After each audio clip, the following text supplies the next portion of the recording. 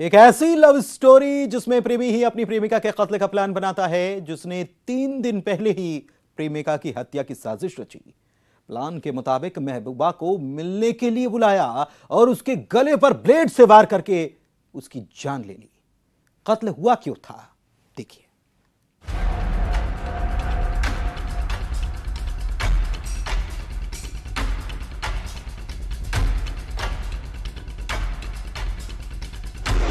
प्रेमिका से मुलाकात, कत्ल का प्लान।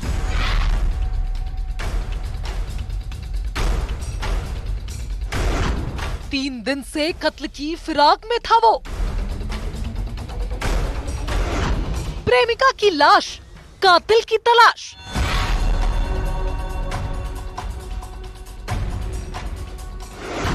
ब्लैकमेलिंग का खेल, बदनाम कर दूंगी।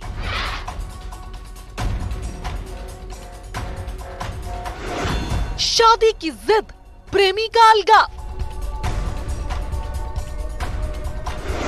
नाजायज रिश्ते की खूनी कहानी।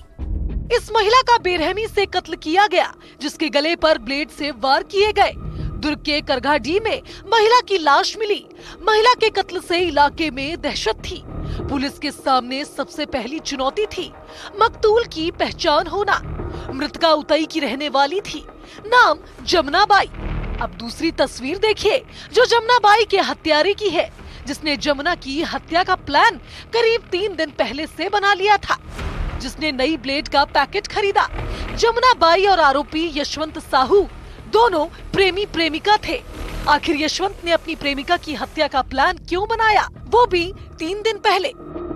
पुलिस थाने की टीम वहां पहुंच करके जब प्रथम दृष्टया शव का अवलोकन किया गया तो पता चला कि गले में किसी धारदार हथियार से वार किया गया है और प्रथम दृष्टया ये मर्डर दिख रहा है। तो तत्काल पंचनामा वगैरह करके बॉडी क्योंकि अज्ञात थी तो उसके बारे में पतासाजी करना चालू किया। तो पता चला कि वो पास के ही गांव की आदर्श नगर उतई की रहने वाली एक महिला है, जिसका नाम जमुना बाई है, जिसने रात में बहाने से प्रेमिका जमुना को बुलाया और उसके बाद मौका मिलते ही उसके गले पर वार करके प्रेमिका की हत्या की और लाश को ठिकाने लगाया।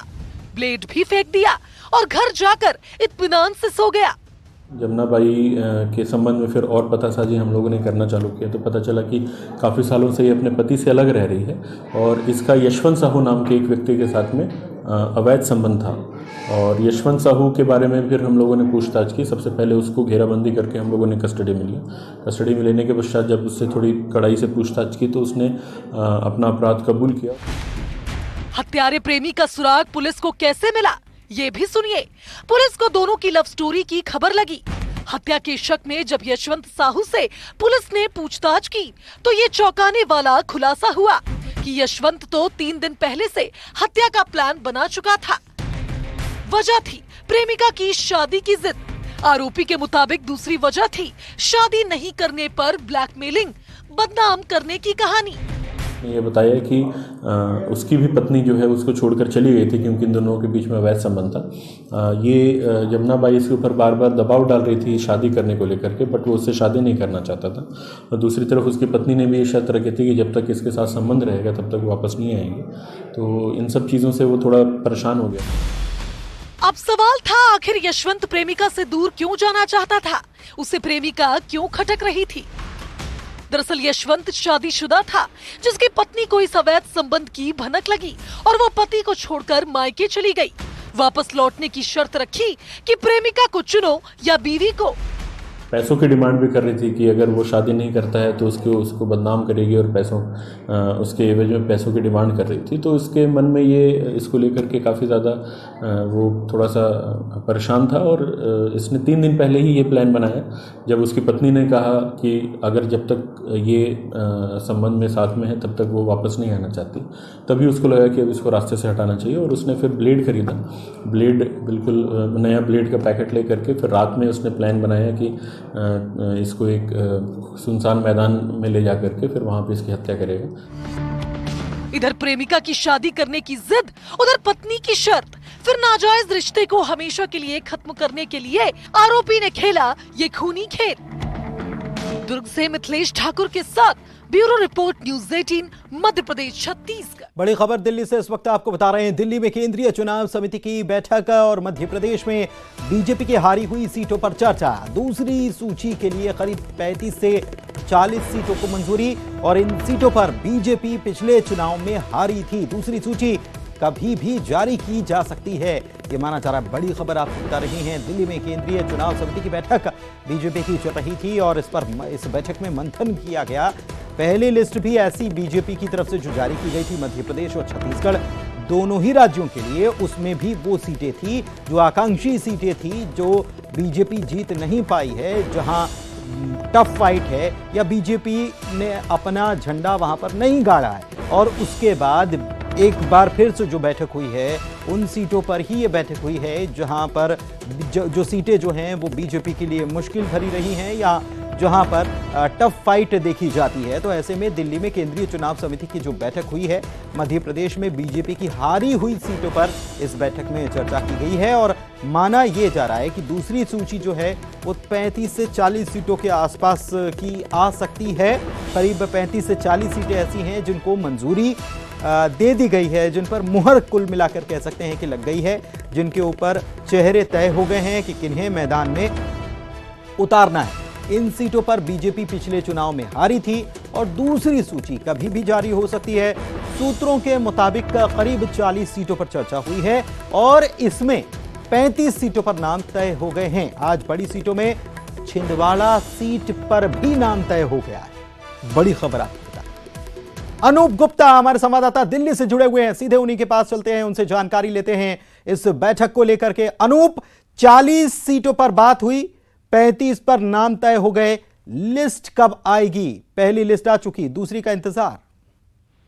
बिल्कुल, देखिए आज प्रधानमंत्री नरेंद्र मोदी की अध्यक्षता में केंद्रीय चुनाव समिति की बैठक हुई थी और जैसा कह सकते हैं कि परंपरागत रूप से कभी भी केंद्रीय चुनाव समिति की बैठक चुनाव के घोषणा से पहले नहीं होती है, लेकिन जिस तरीके से हमने देखा कि पिछले दिनों भी केंद्रीय चुनाव समिति की बैठक हुई थी और एक अलग तरह की रणनीति पर बीजेपी काम कर रही है। आज भी जब केंद्रीय चुनाव समिति की बैठक हुई तो उन्हीं सीटों पर आज चर्चा की गई। तकरीबन 35 से 40 सीटों पर आज चर्चा हुई, जिन सीटों को पिछले विधानसभा चुनाव में बीजेपी को हार का सामना करना पड़ा था। देखिए पहले ही जो पहली लिस्ट जारी हुई थी वो लिस्ट थी जिस पर बीजेपी को हार का सामना करना पड़ा था और आज भी उन्हीं सीटों पर चर्चा हुई है जो बीजेपी पिछले विधानसभा चुनाव में हारी थी। लेकिन आपको बता दूं कि बहुत ही माइक्रो मैनेजमेंट के तहत बीजेपी हर एक सीट पर विश्लेषण कर रही है और उस तरीके से उम्मीदवार के नामों पर विचार किया जा रहा है और उसकी घोषणा में आप देखेंगे कि किस तरीके से बीजेपी चाहती है कि उन हारी हुई सीटों पर, यानी कि जहां कांग्रेस मजबूत है वहीं पर कांग्रेस को हराया जाए, इस रणनीति पर बीजेपी काम कर रही है। देखिए पिछले विधानसभा चुनाव में तकरीबन 121 सीटों पर बीजेपी को हार का सामना करना पड़ा था। हालांकि कुछ सीटों पर बाद में जो उपचुनाव हुए थे उसमें बीजेपी को जीत मिली थी। 39 सीटों पर पहले से ही जो है वो घोषणा कर दी गई है। तकरीबन 64 सीटें ऐसी बची हुई थी जिस पर बीजेपी कह सकते हैं कि बीजेपी की हारी हुई सीटें थी। इस पर भी बीजेपी का ये मानना है कि कुछ सीटों पे जो बागी उम्मीदवार थे पिछले विधानसभा चुनाव में वो खड़े हुए थे। यानी कुल मिला के आप देख सकते हैं कि किस तरीके से, देखिए ये जो सारी बातें कही जा रही है तो वो बीजेपी नेताओं की तरफ से कही जा रही है। यानी कि देखिए माइक्रो मैनेजमेंट किस तरीके से है। एक सीटों पर विस्तार से प्रधानमंत्री नरेंद्र मोदी खुद चर्चा कर रहे हैं, खुद इस पर विचार विमर्श हो रहा है, मंथन हो रहा है। कोर ग्रुप की बैठक हुई थी, मतलब हर स्तर पर, निचले स्तर से लेकर के उच्च स्तर पर हर एक सीट पर चर्चा होने के बाद ये अब कह सकते हैं कि तकरीबन 40 सीटों पर जो है वो प्रधानमंत्री नरेंद्र मोदी ने नाम पर मुहर लगा दी है। जाहिर सी बात है, जो सूत्र बता रहे हैं कि बहुत जल्द उनके नामों की घोषणा जो है बीजेपी की तरफ से कर दी जाएगी। लेकिन इतना तय है कि बीजेपी ने मध्य प्रदेश और छत्तीसगढ़ खासतौर पर ये जो 2 राज्य हैं उसके लिए विशेष रणनीति बनाई है और उसी विशेष रणनीति पर काम कर रही है। जी ठीक है, एक चीज और अनूप आपसे समझना चाहेंगे कि ये पिछली बार जो बैठक हुई थी उसके अगले दिन लिस्ट जारी हो गई थी।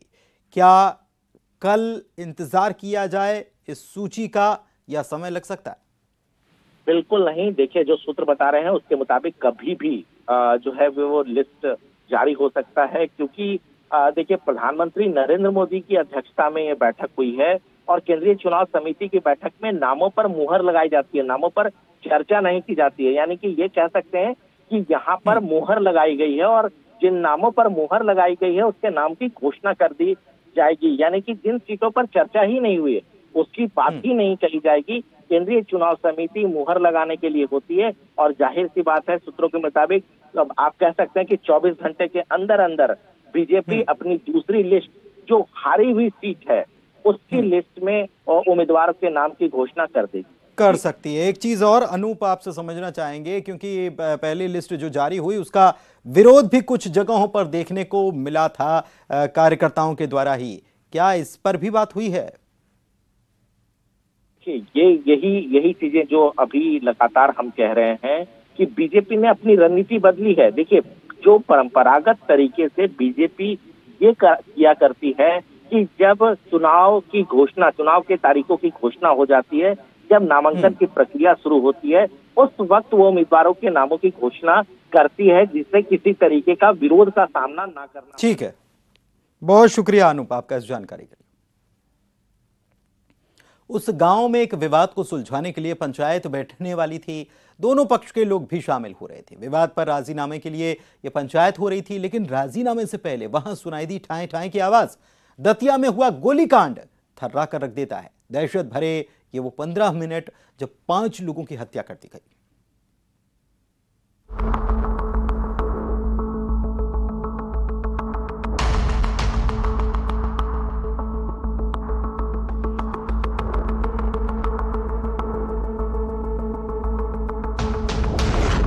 पंचायत से पहले फायरिंग।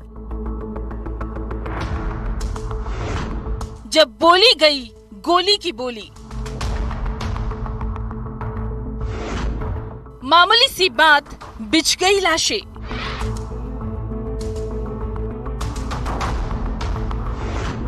गाय चराने का विवाद, इंसान बना शैतान। दहशत भरे वो 15 मिनट, 5 कत्ल, दहशत से दहल गया दतिया। ये खून खराबे की तस्वीर थर्रा कर रख देती है। जब इंसानियत का लहू बहा, जब मामूली सी बात पर इंसान ही इंसान के खून का प्यासा हो गया। जिस मसले को लेकर पंचायत बस बैठने ही वाली थी, लेकिन दोनों पक्ष आमने सामने आ गए और फिर सुनाई दी तो गोलियों की आवाज, गोली की बोली बोली गई और देखते ही देखते बिछ गई लाशें। दतिया से करीब 10 से 15 किलोमीटर दूर सिविल लाइन थाना इलाके के रेड़ा गांव में अचानक वो हुआ जिसने पुलिस की पेशानी पर बल ला दिया। दो पक्षों के बीच में विवाद हुआ था परसों बकरी और भैंस खेत में घुसने की बात को लेके, जिसके बाद आज ये लोग उसी विवाद को खत्म करने के लिए दोनों पक्ष के लोग पंचायत करने के लिए आपस में राजीनामा करने के लिए बैठे होंगे। इसी दौरान इन पक्षों में से एक पक्ष अग्रेसिव हो गया। आखिर पंचायत किस विवाद को लेकर बैठी थी? पंचायत में क्या होने वाला था? किस मामले पर फैसला आने वाला था? ये सुनिए, उसके बाद आपको विवाद के बारे में बताएंगे। रखनवाई लाए थे खेत की, हाँ, तो बंदे खेत में से गंजा निकाली नहर पे, ठीक निकाल रखे पे घर को निकल रही थी, घर को आ रही थी पीतम पाली, घर को आए थे जिंदू ने कही तुमने हमारे खेत में गंजा कर दी, तो तुमको पकड़ के मारी थी। दरअसल लोगों की माने तो 3-4 दिन पहले खेत में गाय घुसने को लेकर विवाद हुआ था। उसी बात पर मारपीट हुई और ये मामला फिर पंचायत में आया। पाल समाज और दांगी समाज के लोग इकट्ठा हो रहे थे। बिंदुगन ने गाय में मोहल्ला में आके किसने दी गालियाँ? सरकार दांगी ने, सुरेंद्र ने और नरेंद्र दांगी ने, मिलन दांगी। कितने लोग खत्म हुए आपके? 2 लोग हुए हैं हमें खत्म। क्या नाम है? राघवेंद्र और राजेंद्र। उनके पक्ष से भी कोई खत्म हुआ? सुरेंद्र दांगी। पंचायत में इस विवाद को रफा दफा करना था, राजीनामा होने वाला था। इसी को लेकर पंचायत बैठी थी, लेकिन राजीनामा से पहले ही दोनों गुटों के बीच बहसबाजी शुरू हुई। आपस में दोनों पक्ष भिड़ गए और फिर कुछ सुनाई दी तो गोलियों की आवाजें, दहशत की आवाजें, चीख पुकार मची। करीब 10 से 15 मिनट तक गोलियां चलती रही। कुछ लोग जान बचाकर भागे, लेकिन दोनों पक्षों में कुछ लोग गोलियों का शिकार हो गए। इस खूनी संघर्ष में 5 लोगों की जान चली गई, 5 लोगों की मौत हो गई। प्रारंभिक हम लोगों के पास जानकारी है, उसमें 3 लोग जो है दागी समाज के हैं जिनकी मृत्यु हुई है। एक मौके पर पाल समाज के व्यक्ति की मृत्यु हुई है। 3 लोग इसमें से घायल हुए थे जिनको अस्पताल रवाना किया है और उनका इलाज जारी है, जिसमें से एक की स्थिति अभी गंभीर है। गांव में पुलिस बल लगा हुआ है और जो भी लोग इसमें अपराधी हैं जिन्होंने इसको घटना को कारित किया है, उनके घरों पे तलाशी ली जा रही है। उनको गिरफ्तारी के लिए टीमें रवाना की। सोची जरा, एक मामूली सी बात पर कैसे इंसान शैतान बन गया। आखिर इन मौतों का कसूरवार कौन? दतिया से अशोक शर्मा के साथ bureau report, news 18, Madhya Pradesh, Chhattisgarh. उस जगह के दिलकश नज़ारे पर्यटकों को अपनी ओर खींच लेते हैं। दूर दूर से सैलानी वहां घूमने आते हैं। वो लड़की भी अपने दोस्त के साथ उस पर्यटन स्थल की सैर करने ही आई थी, लेकिन उन्हें रास्ते में 2 हैवान मिले जिन दरिंदों ने लड़के के साथ मारपीट की और लड़की को जंगल में ले जाकर खेला हैवानियत का खेल।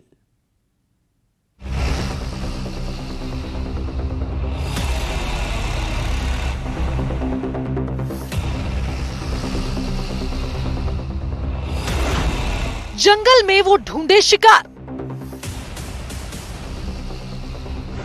प्रेमी जोड़ों पर उसकी नजर।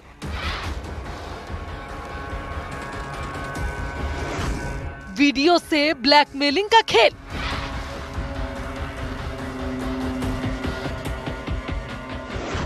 गरियाबंद में दरिंदगी।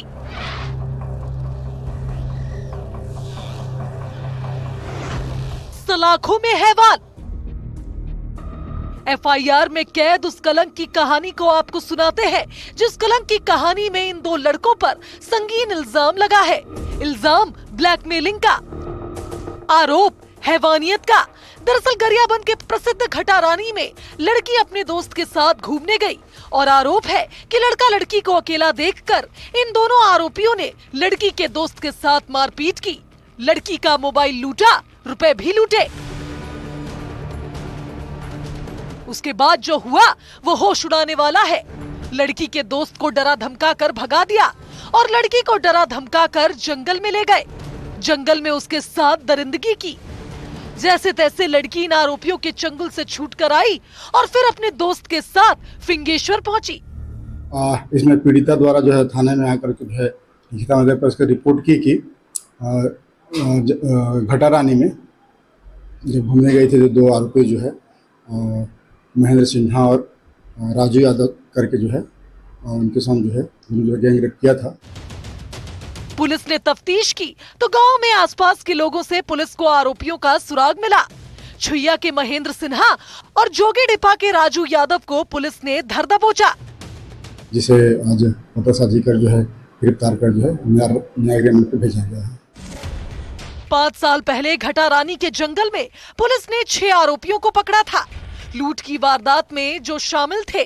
सूत्रों की माने तो जंगल में प्रेमी जोड़े, लड़के लड़कियां, कपल्स ऐसे गिरोह के टारगेट पर होते हैं जिनका वीडियो बनाकर उन्हें ब्लैकमेल किया जाता है।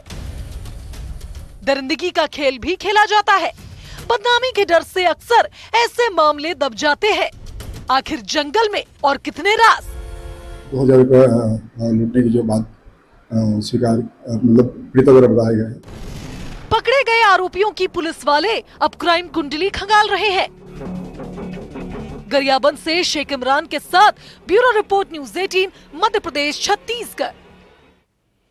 और इसी के साथ क्रिमिनल्स में इतना ही। नमस्कार।